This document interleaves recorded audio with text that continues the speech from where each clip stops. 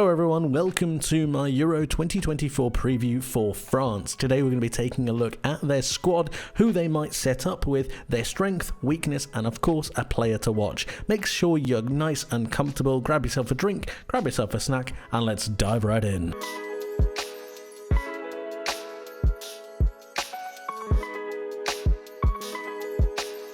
This is how I can see France setting up going into Euro 2024, utilising a 4-2-3-1 system that allows them to give a bit of flexibility depending on the role of one of the centre midfielders, moving up into an attacking midfield role and allowing the attacking midfielders to go across, essentially having two attacking midfielders and one CDM, which would be Tchouaméni in this point. But starting back at the goalkeeper, I think Maignan is the obvious answer. Looking into the back four, I think you need to find a way to get Konate and Saliba into the side. Saliba for his progression and his reading of the game off of the ball, Konate for his physical presence and also for his combatability, his ability to really drive and be a little bit more aggressive into the attackers of the opposition.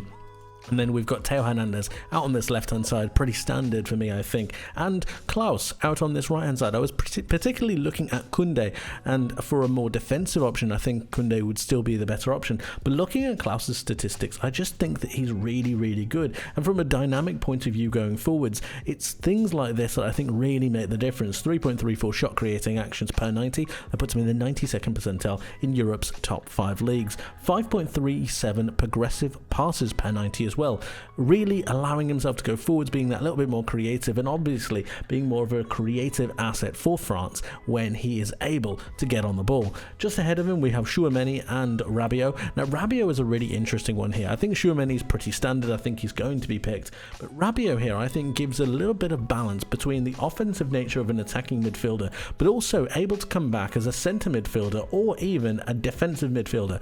The rotation of these positions allowed France to be a little bit more dynamic, allowing for Rabiot to go forwards and join in with Griezmann when going forwards.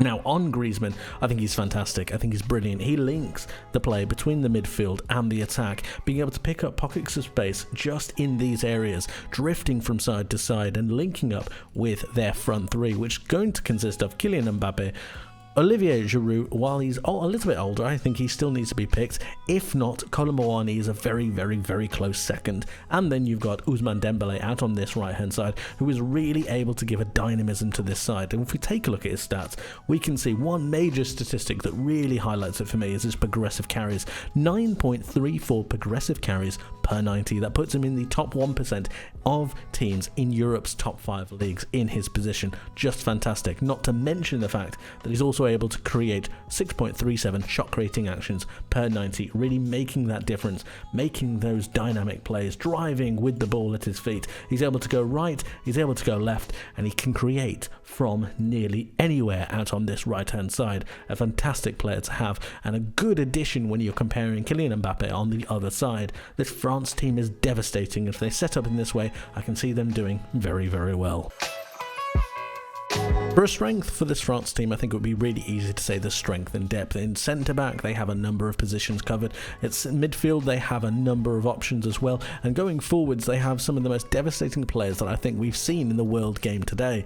But I'm going to choose something a little bit different. I was originally going to go for the flanks, owned by Kylian Mbappe and Ousmane Dembélé, but I think I've got to include Antoine Griezmann into this as well. This attacking three is nothing short of devastating. When you think about how good Mbappe is at taking the ball and driving with it, these are some of his statistics, and he is just incredible at being able to make the difference in the final third. 5 progressive passes per 90, 5.2 progressive carries per 90, and he's also able to have 4.36 shot creating actions per 90. He is unbelievable. But when you compare him as well to Antoine Griezmann, who is also able to really add to this game, I think that 4.06 shot creating actions, 4.81 progressive passes, they're very, very similar in terms of creation, but Antoine Griezmann also has that defensive element to his game at times. All of these players are going to be able to link up together, as well as Ousmane Dembélé, who we mentioned previously. I think are going to be able to come together and really create an attacking force for France. They are devastating, they work really well, and not only through possession and through extended periods of possession, but also on the counter-attack. If you think about the dynamic pace of Mbappe trying to drive into the box, the same with Dembele, Griezmann dropping back to try and link the play as he likes, and then you've got the wingers. I just think France's attack is just fantastic, and they've started to click in the last few years, and it wouldn't surprise me if they start to score a whole heap ton more goals. France's attack is amazing. Weakness is a difficult one because if I'm completely honest with you, I don't think France has one. And if they do have one, it's one that's easily papered over. But if I had to pick one, I'd probably say the striking position. Olivier Giroud is getting on a bit. And while I do think that Kolo Muani is the future of France's striking prowess, I just don't quite think he's there yet, and that's down to the lack of game time that I think he's been afforded to at PSG. However, if you were to put him into the side, I don't think the quality level drops all too much, and I do think the link-up might need a little bit of time. But that's just how good this France team is. I don't think they have too many weaknesses. You can point to the fact that their midfield is possibly less balanced than it has been previously. Paul Pogba is obviously a massive miss, and then you look at the possibility of a right back. Maybe Klaus is getting on a little bit, and perhaps Koundé doesn't have the drive that a lot of other right backs or right wing backs have. But I'm really clutching at straws here. France have a devastatingly brilliant team, and I don't think too many of these problems are actually going to be problems coming to the tournament. So really what I'm saying is they're pretty good.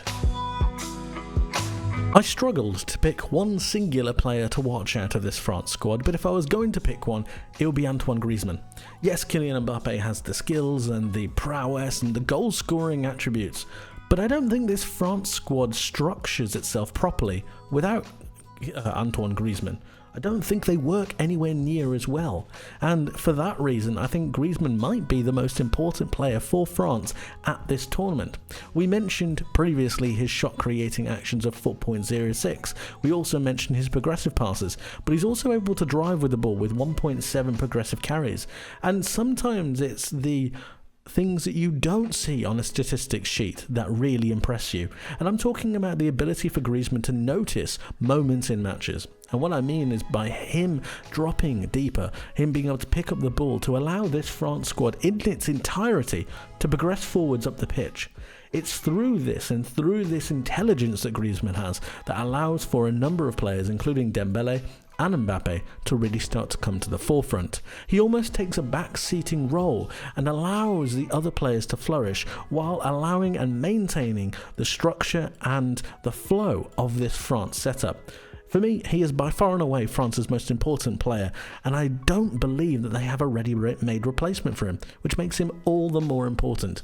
If there's going to be a player you watch in this France team, watch Antoine Griezmann and how he drifts through the pitch, through the thirds, to drive this entire France team on. And mark my words, I think he's going to be an absolute sensation once more. Overall, this France team, headed by Didier Deschamps, is nothing short of sensational. A brilliant goalkeeper, a centre-back pairing of both experience, youth, drive, quality, dynamism, one of the most informal, has been one of the most informed left-backs, a really good right-back, and then you've got midfield prowess to boot. N'Golo Kante has come back into this France squad and he hasn't even made the cut in this particular video. You've then got the likes of Camavinga coming into the side. Rabiot and Tchouaméni both have worked together very, very well in the past, and they've previously taken France further and further every single time they've been able to go forwards. Antoine Griezmann has been the just unlocking mechanism for so many defences, allowing to distribute the ball to the likes of Kylian Mbappe and Ousmane Dembele, who also have crazy backup when it comes in the likes of Kingsley Coman and the like. Olivier Giroud will be leading the line, and perhaps that is the one frailty that this France squad has, but Randal Kolo Muani has is a ready-made replacement to be able to slot in whenever Giroud decides to hang up his boots, or whether Deschamps decides that he might need someone else leading the line. This France side is devastating, and I do believe they will be going very, very far in the competition, and for me, they've got to be the tournament favourites. France are a team to watch. They're just fantastic.